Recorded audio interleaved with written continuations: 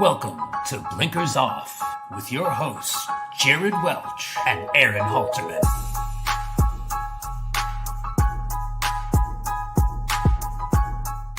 Hello, what is up? I'm Jared Welch, he's Aaron Halterman. It is Thursday, December 11th, and welcome to Blinkers Off. What's up, man?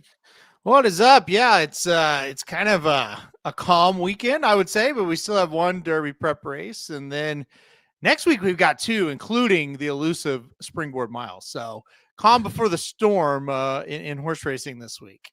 Well, and then we saw it last week. I'll talk a little bit about that, the rims in here in a sec, and this week obviously the Los Alpha Charity, and you mentioned the Springboard, and it kind of just feels like all these are like those all right, let's see what horses we at least need to consider in the Derby picture. It's like, because we talked all about it, for weeks and months, where it's like, okay, it feels like it's Ted Nafi, and then I can't even come up with a name, let alone who I think could be, could beat him.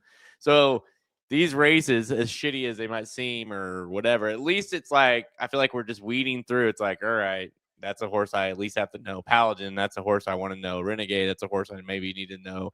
Litmus test, those kind of things. Yeah, for sure. I mean, if you start with that, I thought it was a productive Rimson.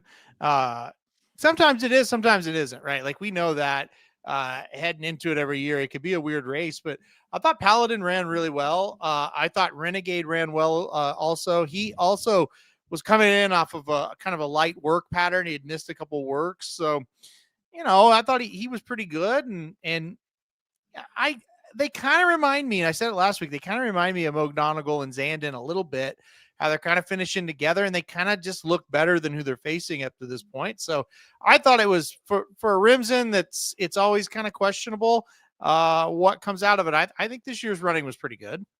Yeah, the number came back decent, and I thought the actual visual performance of it looked okay enough to where, and I mean, listen, those are two. It's always nice when you have two sort of hyped up horses. I wouldn't say like completely hyped up, but they look good on paper. They seem to have the good connections, well bred, and then they kind of deliver and they don't really disappoint. So there's something to be said about that. It was a mile and eighth race, as we discussed, which is always odd. It's for 2-year-olds, so you have that check box as well.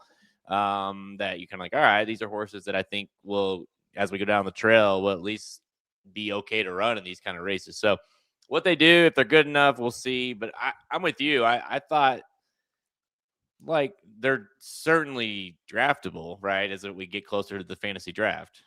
Yeah, but no, for sure. I think, I don't want to exaggerate, I think there'll be 4 to 5 horses drafted out of that race.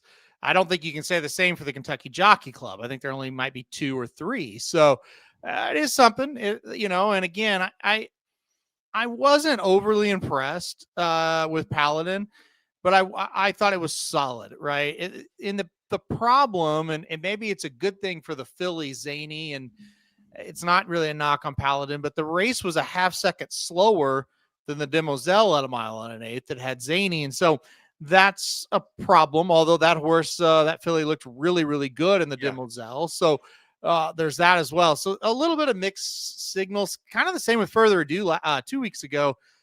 You left the race going, yeah, that was okay, but there was some mixed signs. And I think you could say that again with Paladin. I think the good news on the Paladin side of things, that was just his second race. And I thought he was pretty darn professional, and I think he's got room to improve.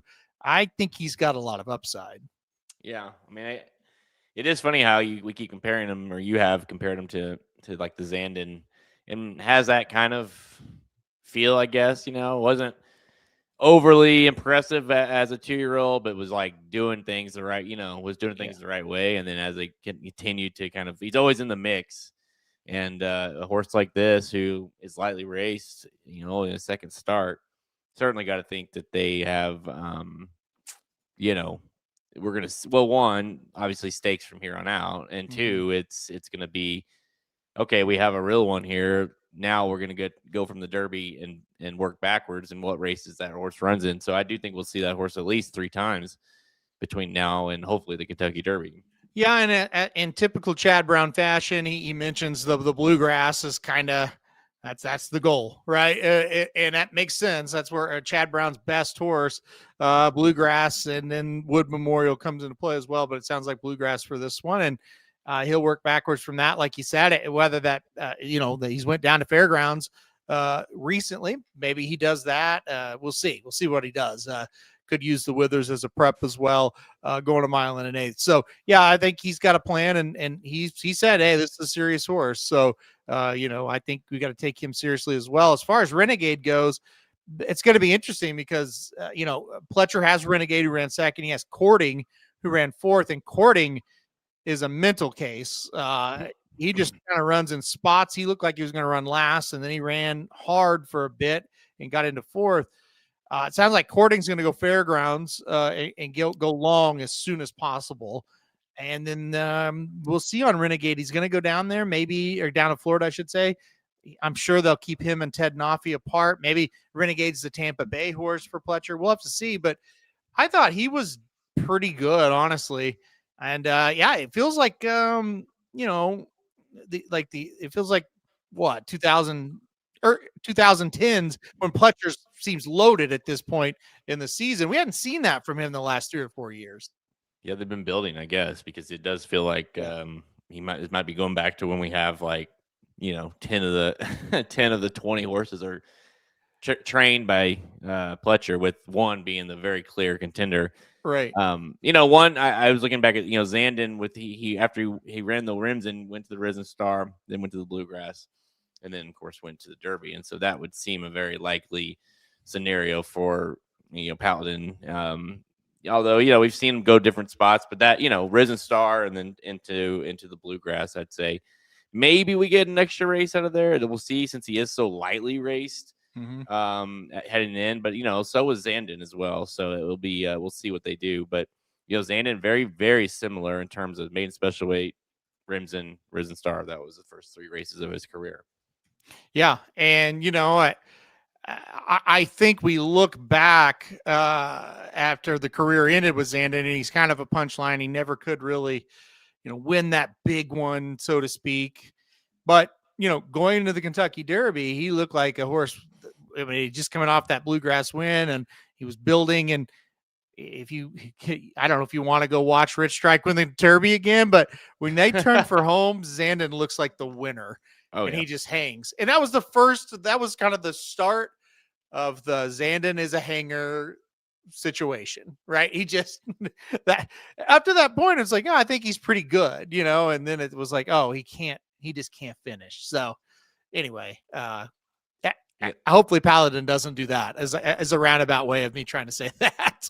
Well, I will not be. I've written off I've gotten to the point where I'm just like pretending Rich Strike didn't happen. So we just don't even go back and look at that. You know what's interesting? So is the horse racing community. Did you know? I bet you don't know this because you don't have Dennis Trusty doesn't text you like he texts me. Rich Strike sold in an auction Wednesday for $2,500. A Kentucky Derby winner. And I want you to guess the state. You'll never guess it, but I want you to guess the state where he's going to stand stud. Okay, since you laid it out like that, it's got to be something completely random. We'll say no. That would be. Can I give you one hint? Yeah. The state currently does not have horse racing. Texas? That's a great guess. They do have horse racing, even though we can't watch it. Kansas. Hey, we can go see him. So he's up by Kansas City. I don't know where he's going now, but here's the story on it. Kansas used to have horse racing. Well, I think the last race was like 2010 or something like that. And they used to have a pretty decent horse racing in the 90s. It all closed up. They're trying to bring it back.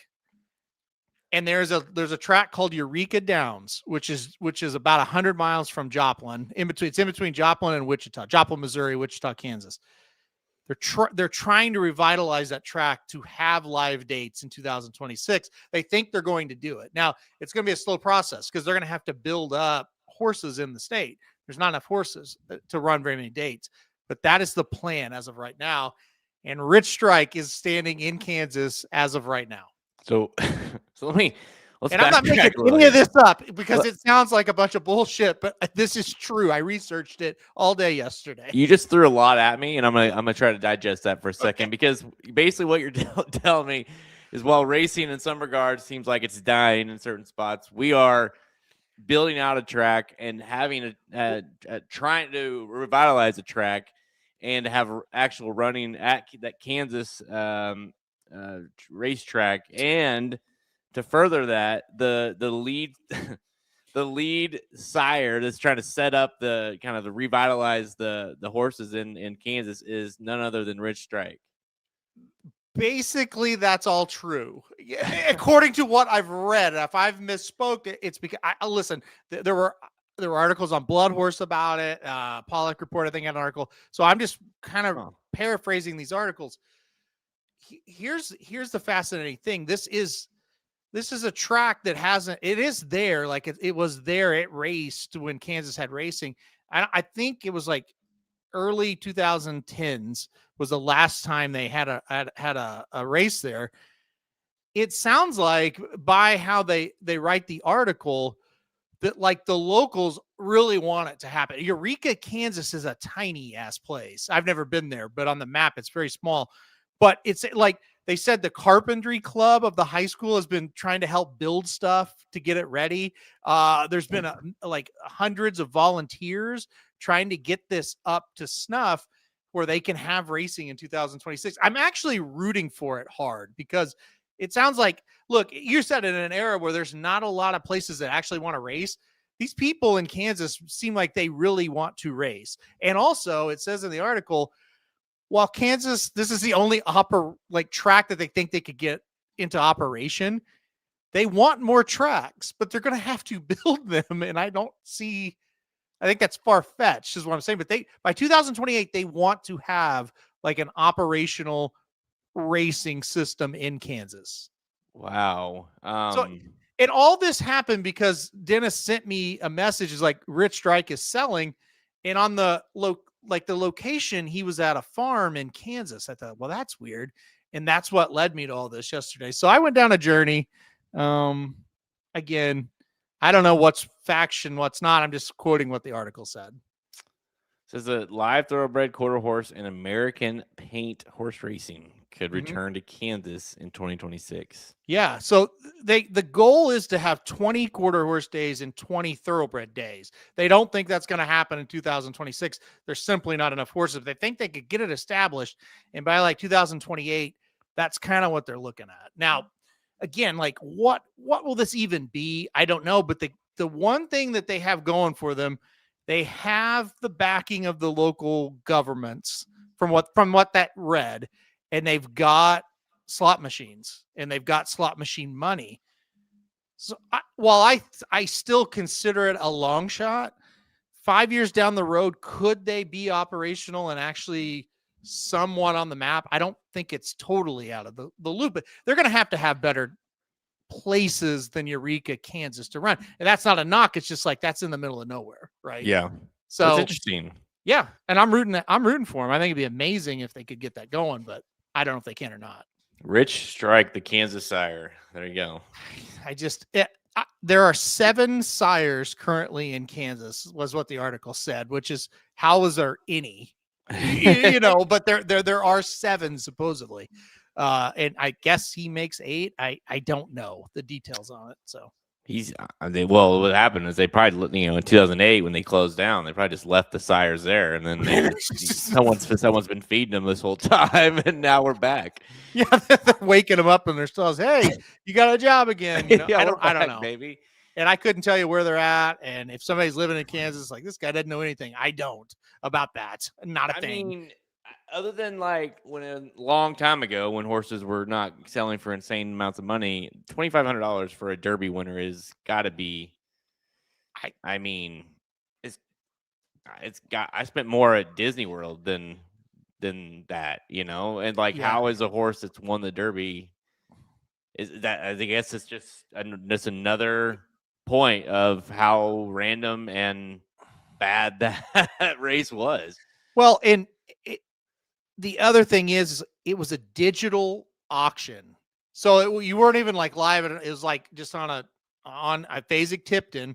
You're just online bidding. His starting bid was 2,500, and that was the only bid they got. Like, he didn't get bid up at all. So it's crazy. I wonder what he would have been, if they would have, because they skipped the Preakness with him, right? Right. And so I wonder what if they what the like max offer would have been to somebody, and I'm sure it happened. After he won the Derby, someone offered him, X amount for him or whatever. Just kind of like, just like the example of like, oh, I should have sold this stock or whatever. It's like how bad has that fallen from the day, the moments after the Derby to now where it's $2,500. I know. It's had to have been over $1 million. I mean, it had to have been, and I don't know. That's a great question. And I mean, you can go on his Equibase page and go to auction history, and you show it right there. I'm not crazy. That happened. That did happen yesterday. I didn't dream that, but anyway, it's a great question, and I don't quite understand why he's only worth that anyway, because he is a grade 1 winner. He's out of a grade 1 winner. Or sorry, he's by a grade 1 winner, not out of. And he's out of a Smart Strike mare. I mean, to me, there should be some breeding value, like just Iowa or Oklahoma. Couldn't he stand? Even Arkansas, couldn't he stand and somebody go to him? I would think so, but I guess not. I don't know. Yeah, I don't know. Yeah, that just seems just based off of basic information that he would go for more than that. So weird. Okay, well, that's something I didn't know we were going to be talking about that today. So, well, I like I said, I wasn't going to bring it up because it's kind of a weird story, but again, it's just a funny joke of Dennis was like, "Hey, let's buy him." And we were both kind of like, well, he'll get bid up from that. We couldn't just put 2,500 and get him. No, you could have. But anyway, it's the Kansas racing thing is, it's wild. It's very wild. You should have put some money on him. I mean, or you should have bet him a little bit or bought him. I mean, shit, you've spent more on horses with Kelly. You could at least said you own a Derby winner. That's true. Yeah. I don't know what I would have done. I could put him in the backyard, I guess. I don't know. Like, it's just, I don't know. To me, it is weird. Like, how has he fallen to that? I don't know. It's odd to me. I'm looking right now. Yeah. I mean, hit 405, $2,500 at the Kansas Thoroughbred Association. Yeah. That's crazy. Yeah, this is a horse that's ran 14 times, 2 first, second, and a third, or 3 thirds, I should say, with $2.5 million in earnings. Obviously, career high Kentucky Derby was the highlight, but he also, finished second Lucas Classic. Yeah. Ran 4th in the Travers, 4th in the Breeders' Cup Classic, even. So it almost makes you wonder, like, has the racing industry blackballed this horse? I don't know.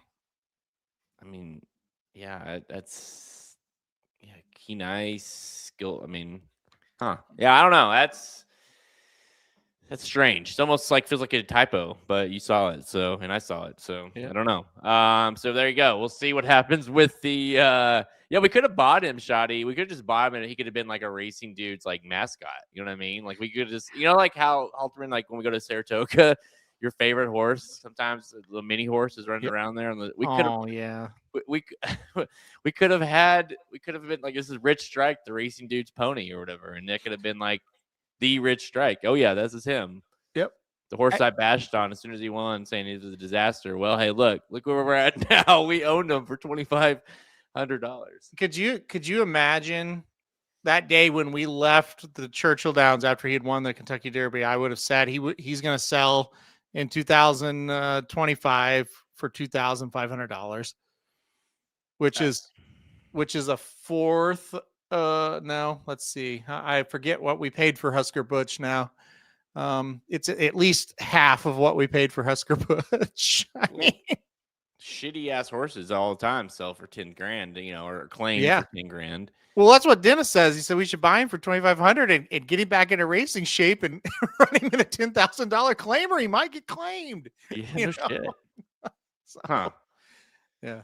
All right. Well, all right. That's I don't know. I don't know enough, about what's listed there, but it's got to be something, right? Where it was 2,500 was for the investor, the sire interest only, or I have no idea, but that just seems insanely low. It doesn't seem right, and I thought it was a joke, and I mean it's that really happened. I know it happened, and I know that's him. There's not another one, so there is no other Rich Strike. I'm gonna have to do a little research on that because that just. So I mean, because I even looked on. I mean, I didn't see. I'm not on Twitter all that much, but I searched Rich Strike. $2,500.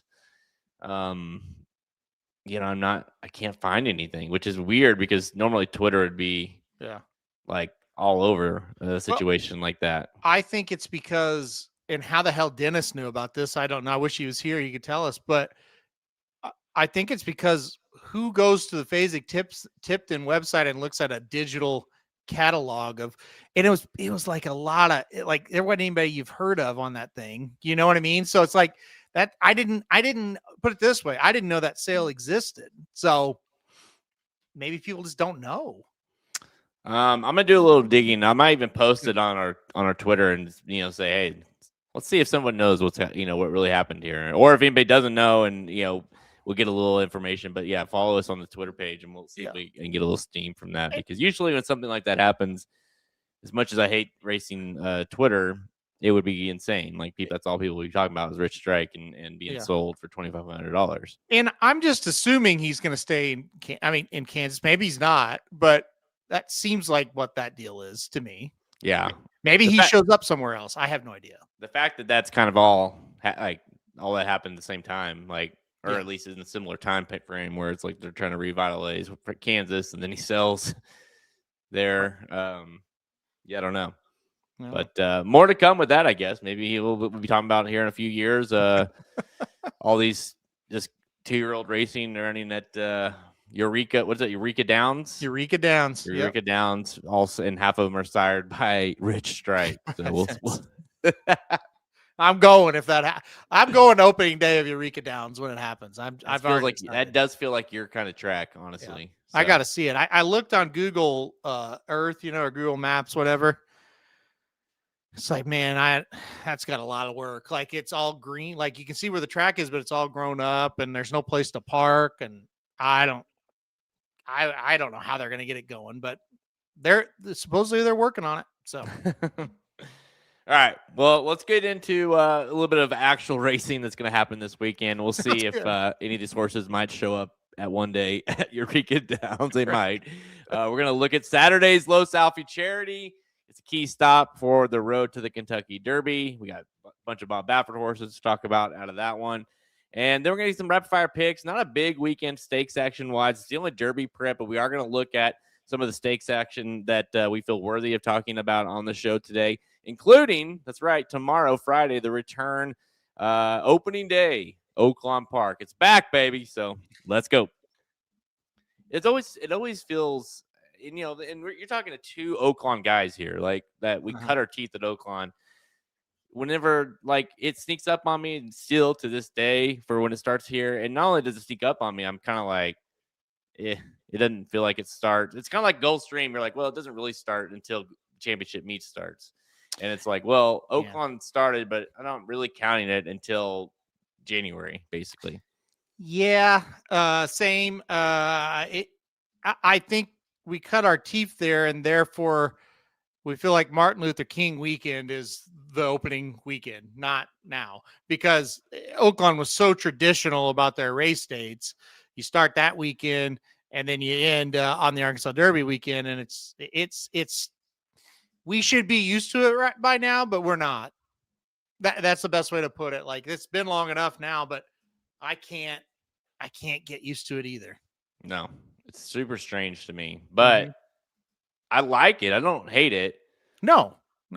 I think it's good they did it, or doing it, I should say. But I think it's like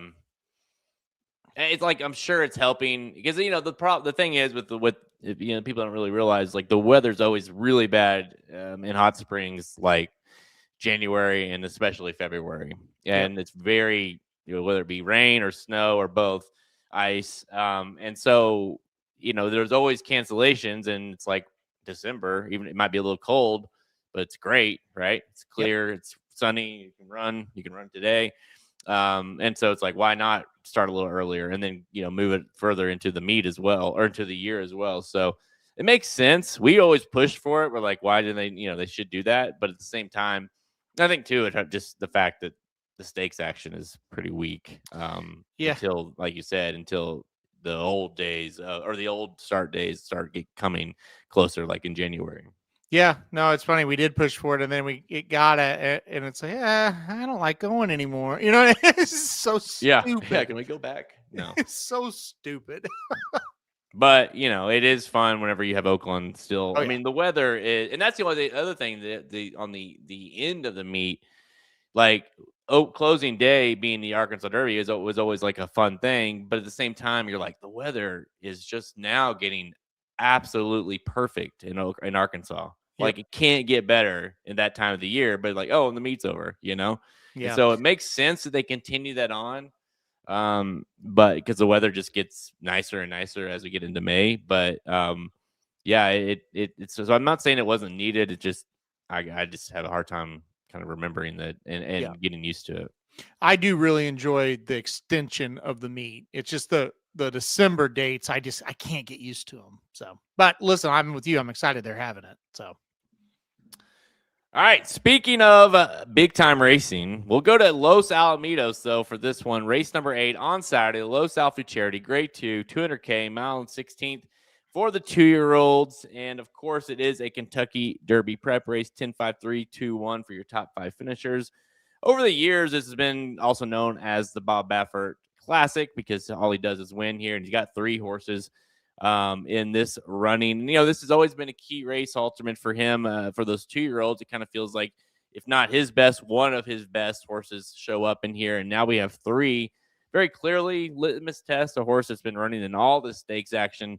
Really, is your 4 to 5 favorite. The question about this race and really deciding between the Bafferts or really anyone in the race is like, are you going with the horse like litmus test who clearly hasn't been able to win and not good enough to win these, like, talking about the juvenile, but gets obviously class relief, or is he just not quite as good and maybe is vulnerable here? Yeah, I mean, this is not great. No, not a great race whatsoever. I did go with the litmus test, the number 3 horse on top here. It's kind of hard to go with the other Bafferts because Hernandez, seemingly has chose litmus test over the other 2, the 2 and the 4. He's been on all of them and was on all of them last out. And well, he was on, he's on litmus test this time. He wasn't last time, but he has been before. It just feels like that's the one to beat. It feels like it sets up really well for him. I thought he ran really well in the Breeders' Cup Juvenile as well. He made a pretty good move there. So he's the one for me. I think the only other horse that I was real interested in was Acknowledge Me Please on the rail, the one horse. I thought that was one that may get out in front, maybe hard to catch.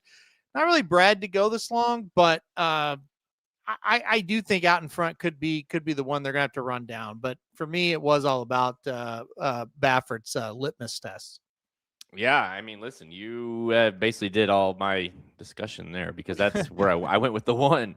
Not because I don't like litmus test. I just, it's tough when a horse consistently. I mean, yeah, from the maiden special weight, which was pretty good, has gone straight into Brandt and Ted Naffy and Brandt. Yeah.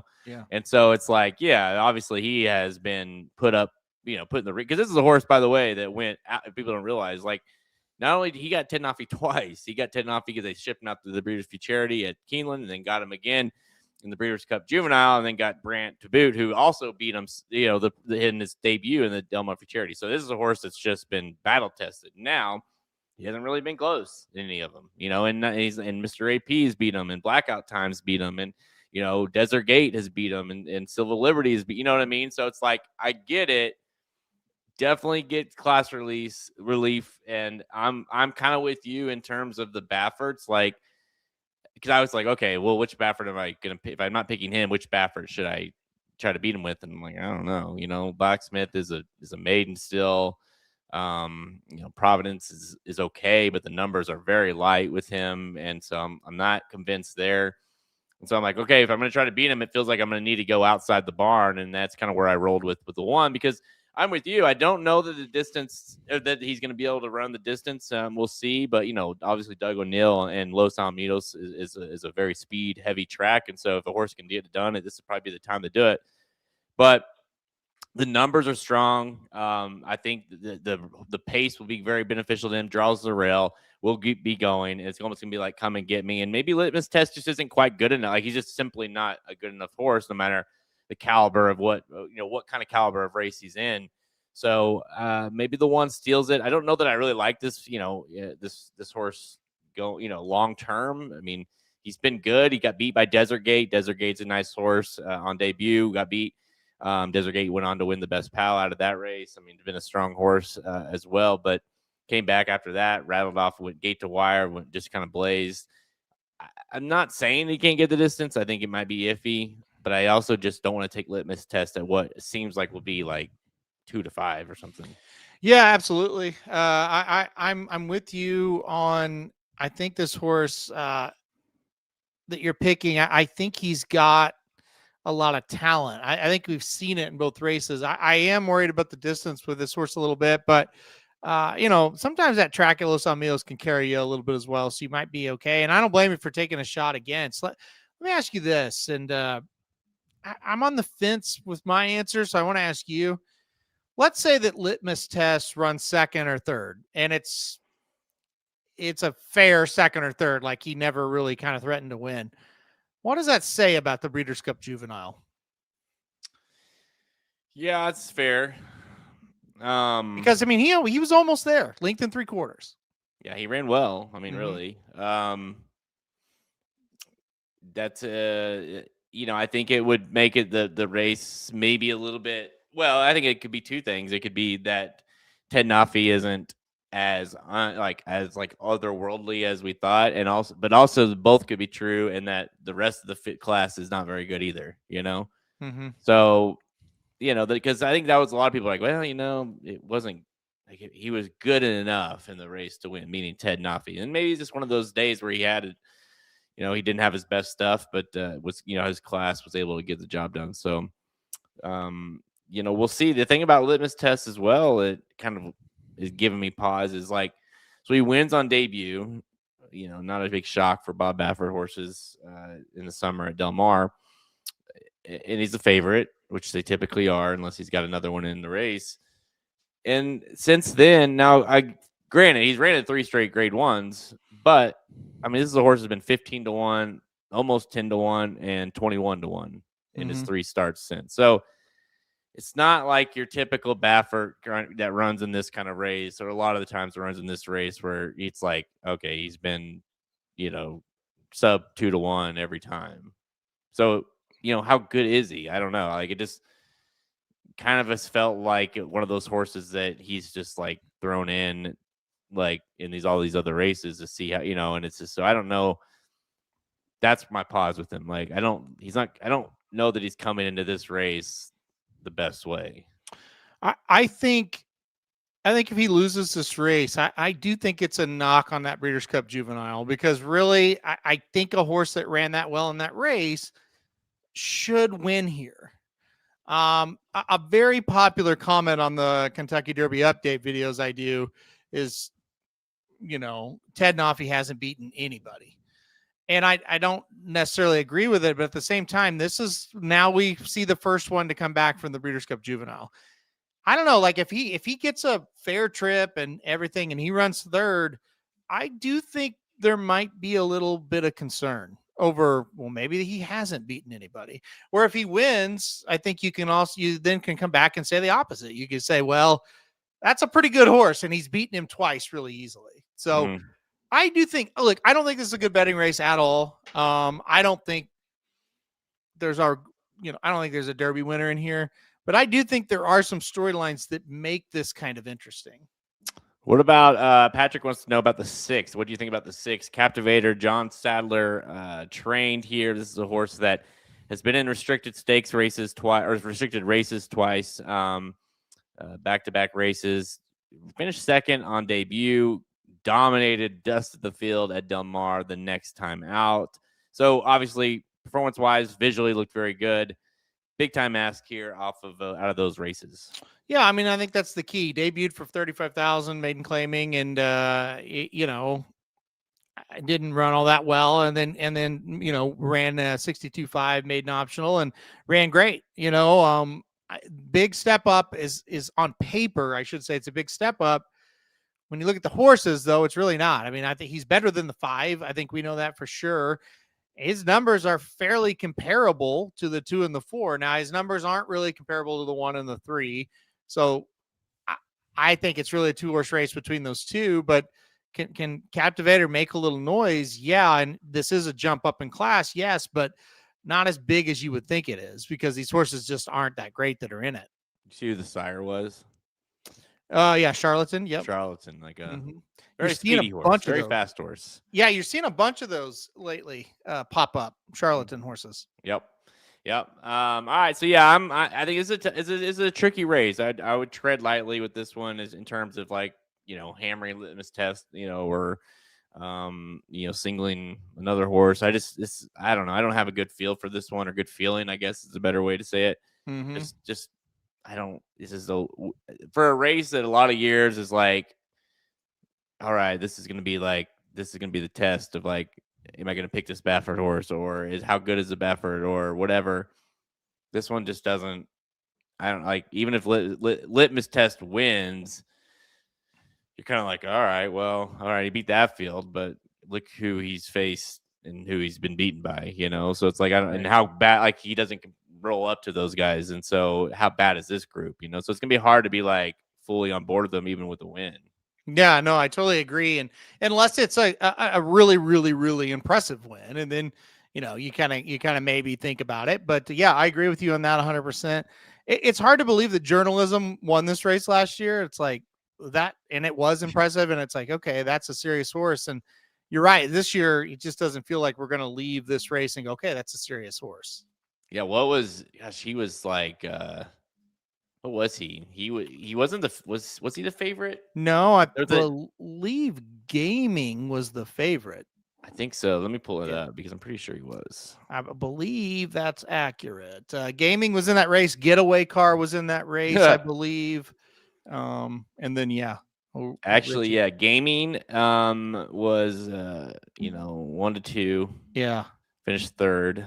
Actually, Getaway Car finished second. Right. Was 3 to almost 4 to 1, and almost 3 to 1 on journalism, 2.8. Yeah. So yeah, second choice, dust of the field. That was like, okay, that horse is pretty good. Yeah. And Getaway Car, never seen again. Maybe, I don't remember. All right, we're going opposite ways here. I am on the 1. Acknowledge me, please. Halterman is going to 3 litmus tests to win Saturday's Los Alfie Charity. Yeah, I don't know, man. That's a lot of times I like this race, because it's like, all right, we get a feel for the Baffert that you like, or that we need to to hone in on, or whatever. And this one just feels not that way. not good. Well, the Bob Hope at Del Mar never filled. They tried it 2 weeks in a row, never filled. So when this came up on the calendar this week, I was like, oh man, what are they going to get? And they got kind of what I thought they would get. Not much. They couldn't fill the Bob Hope. No, they tried 2 weeks in a row, and it never filled. And that to me was a really, really bad sign for this race, because the Bob Hope in some kind of way is a little bit of a prep for that race. At least it has been in the past. So, but they got 6 at least. I don't know. I bet Baffert Scratch is one of those, but yeah, it'll be down to like a 3-horse race, I imagine, by in time we, the day. So I wouldn't be shocked. But yeah, it's not anything to get, and it's always a really, pretty short field. I mean, I don't know that they've ever had more than 8 horses in the race. So, right. Yeah. But like you said last year, at least you got something out of it, and litmus test is interesting because we know the name because he's been running in every big spot, but he's also. So I do think if he, like you said, if he flashes, then you're like, okay, like he's a scary one though, because let's say litmus test wins, and like does it somewhat impressively. You might, I mean, he's probably going to be a first round pick, maybe and you're gonna just as easily could he be the winner of another stakes race next out, as you don't see him run again. I mean, right. And that's the reality of those kind of horses. So yeah, you're right. Very, very, very You part of you is like, please don't run well, so I don't have to be sucked into that. Yeah. Yeah. No, you're right. You're right. Well, that's any horse really, but especially from that barn, you just never know. Yeah. All right, guys, time for Rapid Fire presented by Racing Dudes Premium. If you haven't done so already, go to racingdudes.com. Check out our premium page. If you want more information, obviously, we have free picks available for every single day for every track running in America. But if you want more, if you want exactas, trifectas, pick threes, doubles, whatever you like to play, it's all there in our premium section. We have multiple levels of products and determined what kind of style you like to play, whether it's like pick threes, pick fours, pick fives. If you like to play exactas, whatever it is, we have those products available at racingdudes.com. Now's a great time as the year comes to an end, but we also are reloading for next season. So go to racingdudes.com to learn more. All right, we're going to go to Gulfstream Park for the very, very important Tropical Park Oaks and Tropical Park Derby. We'll kick things off, Halterman, with the Tropical Park Oaks race number 8 on the program, $125,000. Mile and 16th on the turf for the Phillies 3-year-old, and we've got a field of 12. Where are you going here? Don't you feel like these are pretty darn good races, though, as far as betting goes? Like they're very wide open. So this one especially, I feel like, but definitely just like it's a cluster, and I don't. I'll just spoiler alert, I didn't go the favorite in both of them. So. Okay, I didn't go the favorite in this one. I went number 3 and one more time on top. This is a horse that I remember very well in the Natalma up at Woodbine on September 14th of 2014, when this horse was a 2-year-old. Beat a couple of horses named Vixen and Nitrogen. Not too bad that day. Upset winner of that race, looked very good. So that's all good. The bad news is it was over a year until we saw her run again, which was last September, or this September, I should say, in an allowance optional claimer at Woodbine. Came back a winner off of a year layoff. Now we get second off the layoff. I think this is a really nice spot. I think this is a really good horse. She was really, really impressive as a 2-year-old. So I'm going to go number 3 and one more time in this spot. I'm hoping she doesn't need just one more. You know what I mean? It's a long layoff. Maybe she needs a couple races before she's ready to win at this level. But I think this is a really good spot. So at 5-1, give me the number 3 and one more time. Manless says this is admittedly a text he sent after midnight one too many times. Halterman says that to his wife once a month. That's right. Yes. And she says no. And no, which thankfully no was not entered in this race. So, or no would certainly beat and one more time. That would be a good, like that. What was the my ex-wife, or what was that? Oh, the wife doesn't know, and the wife knows everything. Yeah, that would be a good if you had a horse that said a name no in the race. One more time, and no battles back. One more time, no. I'm going against the favorite here as well. I do like the horse that you picked. I almost went there as well. I'm wondering what we actually get on the 5 or from that 5-1 on the 3. Yeah. But I went with the horse. Tell me if I'm crazy or not. I went with the horse just to the horses inside the 2 Super Willowa. What a name that is. And listen, it was started on the synthetic, has come and really started to progress into a nice horse. Ran a nice race at Monmouth last in the summer in the June. then came back after a little break at Laurel and ran good again. So coming into this race the right way. Gulfstream Park has ran once. That was not great, but that was on the debut on the turf. 2 for 2 at the distance. I think this horse is dangerous at 12-1. Do you want me to tell you if you're crazy or not? Is that what you wanted me to do? Yeah. I like the horse a little bit, but somebody else picked the horse on top as well, named Mike Somich. So you decide, are you crazy or not? Oh boy.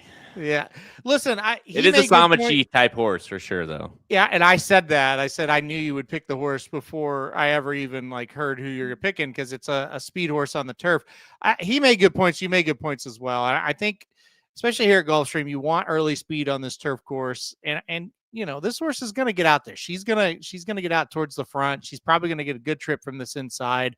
I had the horse in third.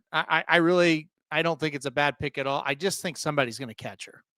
Yeah, I mean, listen, this horse has ran mile 16th the last 2 starts after been going, mile or less, and that's when the horse kind of woke up, in my opinion, and so you got to think that the mile 16th will be perfect for her again. But I'm with you. Like the last race, the first race, she just ran away from the field. The next time out, this last one, she was driving. She kind of dueled for a little bit and then, drove away. And so it was a little closer. Obviously, this is a tougher race than the last one. So does she have that kick once again to push away from, say, the 3 or whoever it is that's pushing down on her? So we'll see. But 12-1, I'm willing to take the shot and find out at that price. I'm willing to bet both of our horses get bet down a little bit. I don't think 12-1 is going to happen on yours either. But again, I think you're going to get 8. I think the horse will be good enough price for sure. And I would say mine will be more like 3 or 4 than 5. And then picking against the Brad Cox horse here at the 4. 3-1, kind of the different, a tale of different ways coming into the race, whereas this one is, kind of backtracking his way in. Now, that being said, has been, has won a grade 3 and, runs and consistently runs and, has, ran a grade 1 last time out, but has consistently ran in grade 2s and grade 3s for the most part. And so obviously a little bit of class relief here, but just has not looked good those last couple starts. No, been beaten by much, much better than what's in here. Lush Lips would win this race very easily. Fione would win this race very easily as well. And those are the 2 horses lost to. But the problem the flip side of it is it's not like she was in a length or 2 of them. She got beat by 7 1/4 and 5 1/4. So that did not very good. The race 3 back is good enough to probably be right there with these horses. It's just a matter of will she get back to that kind of effort in the spot. All right, I want to see if you're going with the Brad Cox this time, because we're going to race 11 for the Tropical Park Derby, 125K, mile 16th on the turf for the 3-year-old boys this time in another big field of 12. And I mentioned the Brad Cox horse here, Chapman's Peak at 5-2, the favorite once again. Do you want to go with this Brad Cox? I do like this one. I do like number 7, Chapman's Peak on top in this spot. I've liked this horse for a while. I backed him at Kentucky Downs that day that he won. I backed him at Keeneland. I had him in the Commonwealth. He did lose that race to Giacoso, but I thought he ran very well in that as well. So yeah, I'm going to go Chapman's Peak, the 7 in here. I just kind of feel like, I don't think he's like the total class of the field, but I do think he's got a lot of class, and winning 2 out of those last 3 races and kind of showing that versatility. He could sit off and win, or he can take him gate to wire. I think that's really good as well. And the final thing is, he's had Irad Ortiz aboard. He's not here this weekend. I believe he's at Turfway, I want to say. But Chapman's Peak gets Tyler Gaffleone aboard. I think it's a really good jockey to get, now that Irad isn't on him for this one. So, I'm all over number 7, Chapman's Peak in this one. Yeah, this one feels a lot different, right? From the last race where we kind of talked about, well, you get the class relief. Well, this is a horse that certainly gets a little bit of class relief, but also has been running well as of late, and as recent as, in November at the Commonwealth, the grade 3, where he did finish second, but it was a good second. In the last 2 races, the horse won, and races that were a little longer. Mile 16th, one for or two. I just say 1 start, 1 second was that last race. But I mean, to me, this is a horse that I think will be very tough to beat. And really, I think it came down for that for me as well, that I didn't necessarily like a lot in here. And I say that like cautiously because I don't. It's not that I don't like. I hate the field. I think it's a pretty fun field, but I just couldn't really get behind a horse that I trusted to upset or that I thought would run well enough to beat the 7, because the 7 has been, if nothing else, as of recently, has been very consistent. Like I kind of feel like I know that what we're going to get out of the horse. Yeah, I'm with you on that one. I also, I'm not sure what's in this. There's not really a lot of world beaters in here. I like the 6 just a little bit as a nice price. I thought that one was interesting. I thought the 3 coming off that last race, that's one that makes sense a little bit as well for me. But yeah, I mean, overall, I still just kind of sit here and look at this and go, you know what? I think the 7's just the class of this group. Patrick says he's going to use the 10 and 11 here. Candy Town is the 10 at 8-1. The 11 Tank at 8-1 as well. Any thoughts on either one of those? The 11 is a horse I've kind of chased a little bit. Talking about Tank, a horse that, I've thought at times could get out in front and take him gate to wire.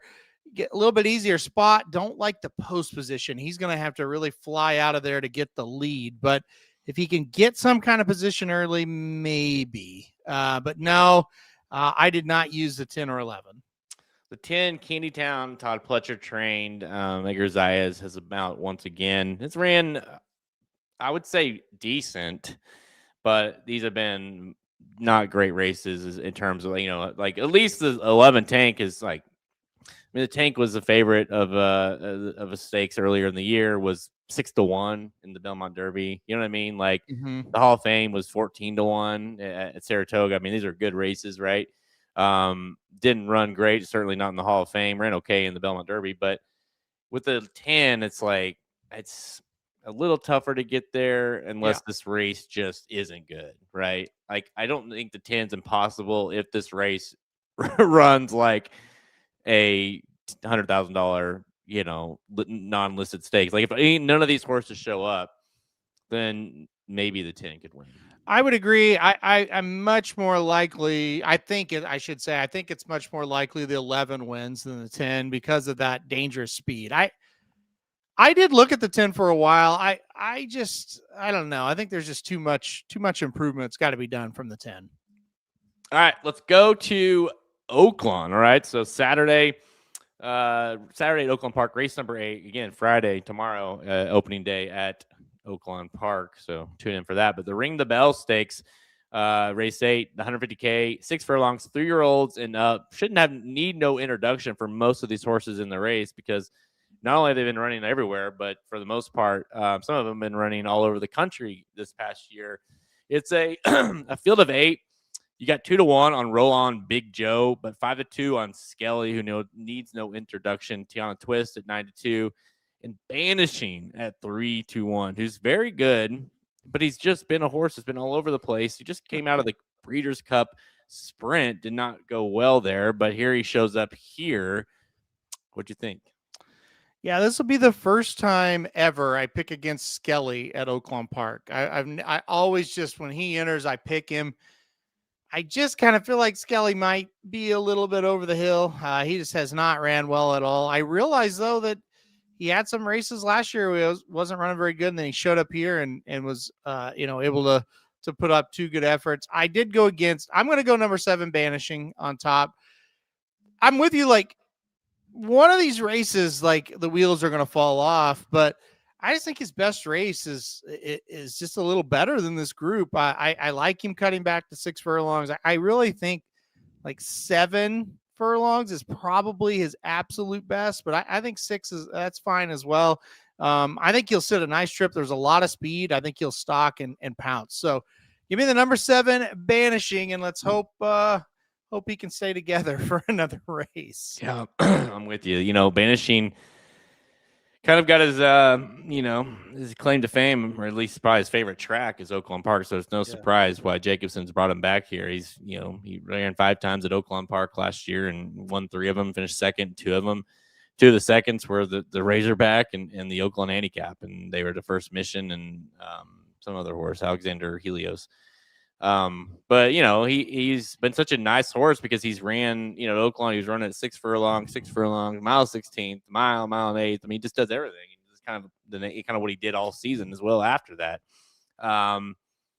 He likes the distance, he likes Oaklawn, like I mentioned. It's hard to go with him. It's hard to go against him. He's a tough one to kind of peg because it's like, he could run really bad, but I don't think he's going to here because I know he likes Oaklawn, and the caliber of the race isn't a grade 1, insane race at Saratoga or Del Mar. So I'm going Banishing. I do think another big aspect of this is the pace aspect of this race will really, really benefit him. Yeah, no doubt about it. I think that's a big part of it. And I think that's going to benefit a few horses. Like I think the number 3 Teano Twist is one that could come running a little bit as well because of this pace situation. But I think Banishing gets the jump on him. And, you just kind of look back, like, I know it's been a while now, but that 7 furlong Churchill Downs, we always talk about Mindframe and Nisos and Bookham Dano. I don't feel like we talk about Banishing. He was in that race too. He was a neck behind. He was a neck away from winning that. He ran second that day. He's really, really classy. And you mentioned the Oaklawn races, but he's been good outside of Oaklawn too. So, I mean, he won the Charlestown Classic. Unbelievable, right? So anyway, I just think if the best version of him shows up, I just think he's a little bit better than these horses right now. Yeah, I feel like the reason we don't talk about him is because he just, he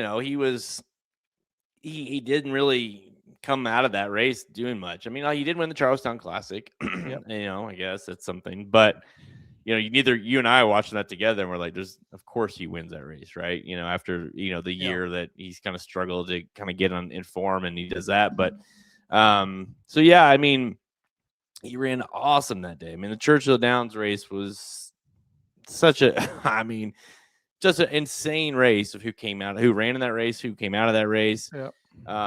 And just the way it was ran, all things. So yeah, Banishing, he's just a classy horse. He'll run well here, I have no doubt, because it is the kind of race he probably should be in. So give me Banishing. Do you think he's going to go off the favorite because of all that back class? Boy, Skelly. I think Skelly. Everybody loves Skelly down at Oaklawn. He'll take money. I think Roll On Big Joe's going to take money as well. I think it'll be between those. I wouldn't be shocked. I don't think you're getting 3-1, maybe 5-2, 2-1. Yes, yeah, I'm with you with Skelly. By the way, like I just think he's a little seasoned at this point. He just those that it used to be like, well, if he either rattled him off or he got caught, and but he ran fairly well almost every time. But now as of late, it's just like he's not even. I mean, he's just flat quitting. He came back and he had 2 just massive Oaklawn races. And then it just, like you said, the wheels just came flying off, a 6th, a 3rd, and a 6th, and just well beaten. And then you look at last year when he was coming off those big Oaklawn races, he ran second at Churchill, he ran second at Saratoga, he ran second again at Churchill. Then he got killed, obviously, at the Breeders' Cup. But it's like, yeah, he was still running well, just not as well as those Oaklawn races, where this year it fell apart bad. Well, like you mentioned, those 2 races where he just, literally was insane. Yeah. Ran a 107 and a 110 buyer, those 2 at Oaklawn. Yep. And then the 3 races since, he's ran a 67, a 96, but it wasn't that's mostly because of who won the race, and Ben Tornado, and then a 62. 62 from a 110 4 races before that is just, you said the wheels have fallen off completely. So, well, and then that horse on Lake Hamilton, Durante, who's in this race as well, with an outside chance, I think he beat him by like 12 lengths that day at the Lake Hamilton, and then 2 out of the next 3 starts, Durante beat him and actually won a race, and then finished second in a race where Skelly was 6th. So that just shows you, like, the difference, right? It's like when he's here, it's like he has new life.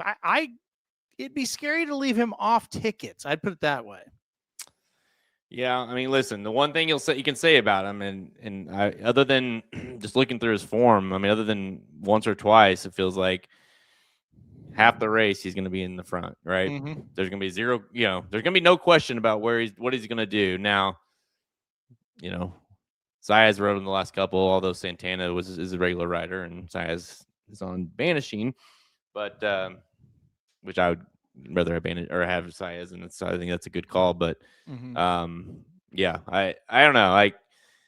I I'd be happy if he won because he's a cool horse, but this might be hey, let's see if he we'll see if he comes back, see if he likes Oaklawn, still loves Oaklawn, and then we'll make a decision after that. Yeah, and I mean he's a 6-year-old horse, so that's another thing.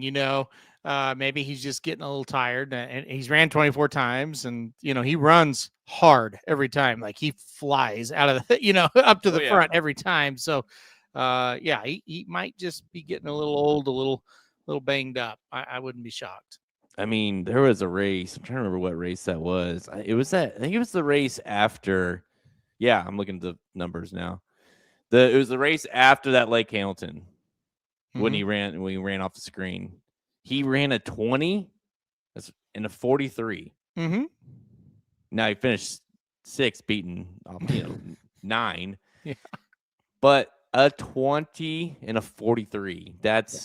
He ran a second. He did 2 seconds faster, and then a second faster on the next half or next quarter. Well, he misses the break most times. So you'll see it, and it's like, oh, shit. And then he just flies as fast as he can to get up to the front. So he's very much a one-trick pony. There's nothing he can do but just go right to the front. No. Yeah, he has no surprises on him. So we'll see if he can get the job done. But for this one, Halter and I are both on the 7 Banishing. Yeah, I don't know. I mean, fun race, I guess, right? Yeah. It's an Oaklawn type of race in December. Yeah, no, that's it. That's a perfect way to put it. It's like, oh yeah, Oaklawn's back. Here's Tejano, Twist, and Skelly, and Banishing now. Yeah. All right, guys, it's all time we have. Check us out over at racingdudes.com for those free picks and those premium selections. Go check them out at racingdudes.com.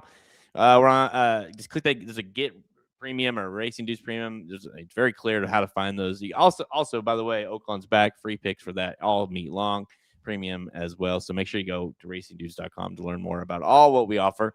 We're on Twitter at racing_dudes, Instagram and Facebook. You can find all episodes of Blinkers Off by visiting our podcast page on racingdudes.com, or just going to any place you like to listen to podcasts, Apple Podcasts.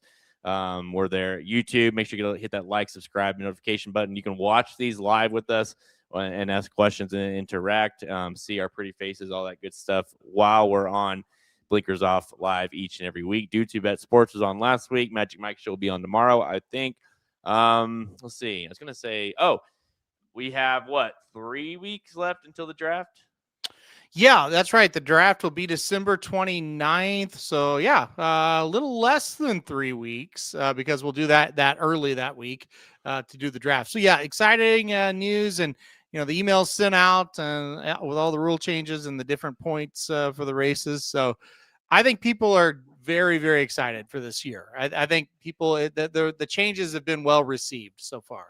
Yep, got some new teams, got some new rules, like you said. You have a new way of like the payouts going, whole thing. So it just feels like a whole new league, Halterman. And and I think it's in this. The other thing is usually we're drafting right around maybe this week or next week. It's always right around the springboard, and or the Los Al Futurity, kind of depends on where it falls. And this year's a little interesting because you're going to have those races under your belt to digest a little bit. Like I know there's been times where you're like, oh shit, like he's got or the gun. Yeah, I think it was. God, who was that horse? Was it? Well, last year, Admiral Dennis was like a top 5 pick, and he ran in the Gun Runner before the league even started and got like 3rd or 2nd, I think. Yeah. It was the horse that won the Gun Runner for me. Oh, then never was good after that. Was it? Let me look. I can't remember. It wasn't Tappet Trice, was it? No, he wasn't in the Gun Runner. Gosh, who would that have been? Oh shit! It was that horse Halterman that finished second brutally in that race on the undercard on Derby. On Derby Day, remember? Oh, nope. Hang on. I don't remember. he fit Gun Runner. Yeah. So Admiral Dennis was the beginning and the end of the real Dennis. He's not back this year. That's like when a GM makes a draft pick, and it's just the guy just is terrible. It's like that was when they drafted that guy. He lived and died with that decision there. He did, and I was just like, was it Track Phantom? No. Jace's Road. I don't know. Who won it the last give me the list of the last 4 were Epicenter, Jace's Road, Track Phantom, and Built.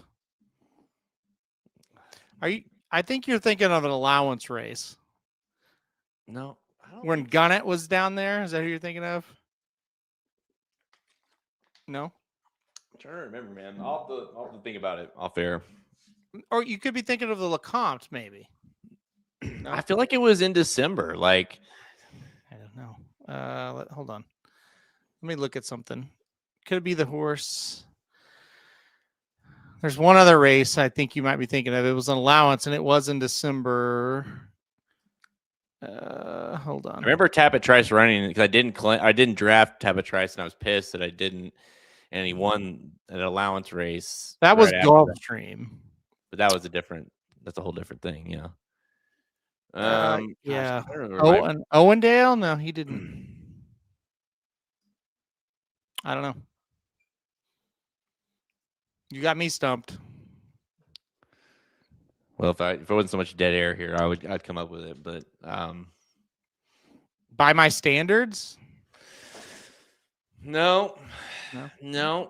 I just remember you were like it was like, oh, you've got a good one, I thought, and it was either right before the draft or right after the draft at Fairgrounds, a horse that ran. I think it was Gunnett.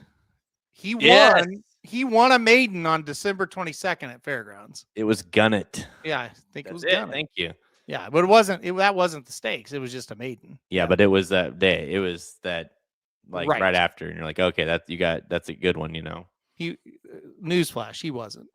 Yeah, I don't know if people realized that he was not. Yeah, he is still running. I want to say last I saw he was with Linda Rice. Dude, you remember when we saw him at our barn? Oh yeah, at Saratoga one day, and we're like, in Halter and I were standing there, and we were like, we had no idea, and hadn't heard. I mean, this is not that long ago, really. It didn't feel like that long ago, and so we had no idea where Gunnett was or anything. And Halter and I both were like, that looks like Gunnett, and it was like just from a distance, because he had a very distinct look about him, and we're like, we looked it up and kind of did the math, and we're like, that's him.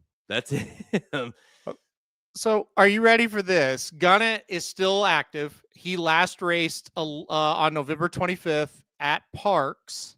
He won a $15,000 claiming race at Parks.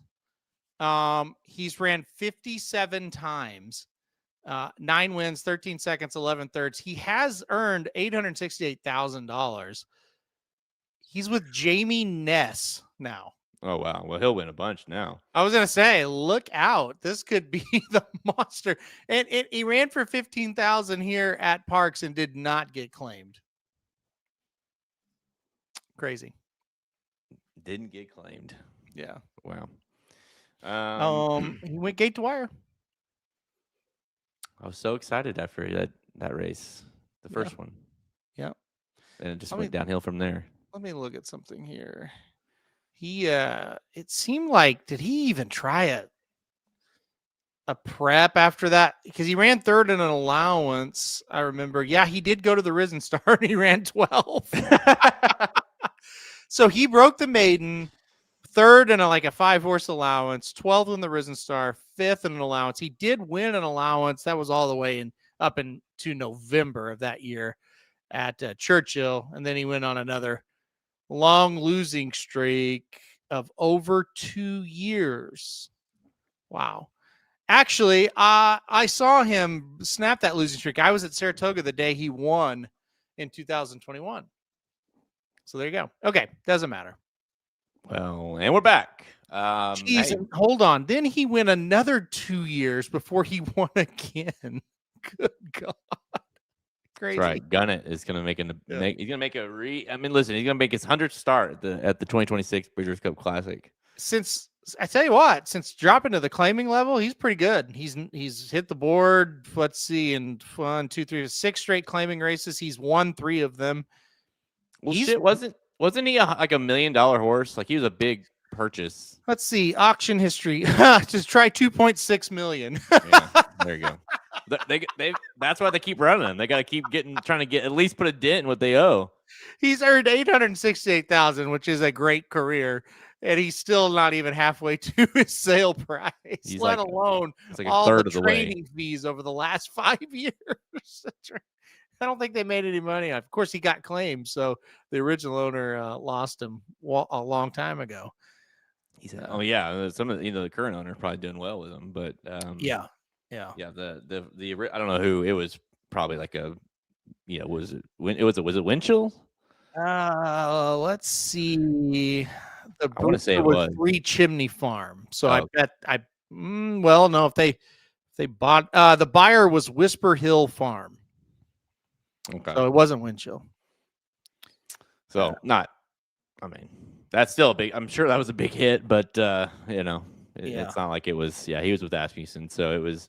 Yeah, there was a lot to like. $2 million horse and Asmussen, and you're like, oh, this horse is going to be really good. Yeah, wins the debut race after the draft, and you're like, hell yeah, like this. I got it.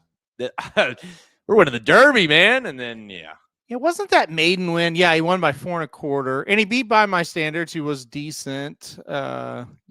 It's funny. That was the damn horse that he never could figure out how to change leads. Maybe he can now. I have no idea, but he never could figure it out. Yeah, he was just one of those you watch like this guy's a mental case, Yep. And was he a Tappet?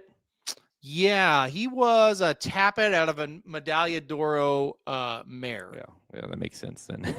Yeah.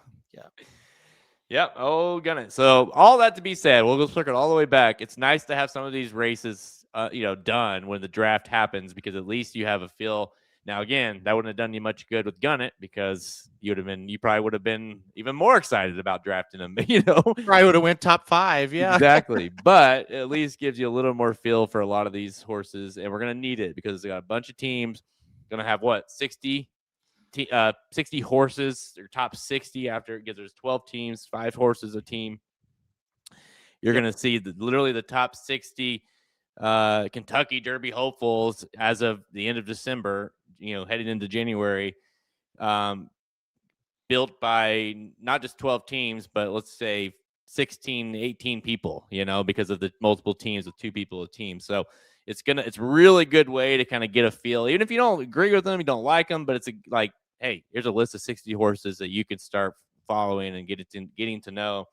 And, it will start helping, especially with the amount of this year, the big change being where we can claim without spending, money or spending our points. And so now you're going to see a lot more turnover, meaning you're going to see a lot of new horses in the mix. And so it's going to be a good way to kind of follow these horses. Not just if you don't care about who wins, and I don't blame you, like as far as the fantasy goes, it's just a good way to keep an eye on all these Derby horses. Exactly. That's why we do it. We do it for the content for people, because I do a post every week where I update you on all 60 horses that are owned, and you get a good update on what's going on with all of them. We also do multiple shows where, I'll start off a show and be like, okay, here's the shake for the fantasy league, horse racing league. We'll do that first. It's 2 minutes. And then for 20, 30 minutes, we're on there talking about the Derby and what's going on in the latest news. So yeah, it's just kind of a fun way to cover the Derby, and give us a little bit of content where we're not just here, reading off a paper. Like we're having some fun with it as well. And I do think there is value to see who does John White like in this spot when he's up, and and amongst others, obviously. So yeah, it's always fun. The draft night. If you've never watched the draft night show or listened to it, I have so much fun at it. It is just a blast having all those characters come on and draft. We do it live on the air. So mark December 29th on the calendar. That'll be a fun day. Yeah, it's I don't know if I know you are, and I definitely am, but I don't know how many others listening. I'm sure a lot of people are big fans of Howard Stern. And if you're familiar with the Whack Pack, this is this is as close to the Whack Pack as you're going to get here at Racing Dudes, because it's just a slew of characters. Everybody's jumping to be on air and say something stupid, and our leader of the Whack Pack, Magic, is gonna have probably something dumb lined up, and it's always entertaining at the very least. So yeah, and how Halterman and everybody does it is insane, because you have to, we can only have a certain amount of people in the studio at a time, and it's like, okay, let me bring this guy in. Now let's bring this guy in. And it's just it's fun, but it's not probably fun for Halterman. Let's put it that way. No, it's stressful for sure. Yeah. Well, all right, guys, that's gonna do it for us. Again, only a few more shows until Christmas, and then right after that we get good to the draft. So lots to find out with this weekend's racing with the Los Alpha Charity and more coming up. But I'm Jared Welch. He's Aaron Halterman. Good luck this weekend, guys. Thank you for listening to another episode of Blinkers Off. Join our horse racing community at racingdudes.com and follow us on Twitter at racing_dudes. Want to make money betting horses? Bet with the Racing Dudes.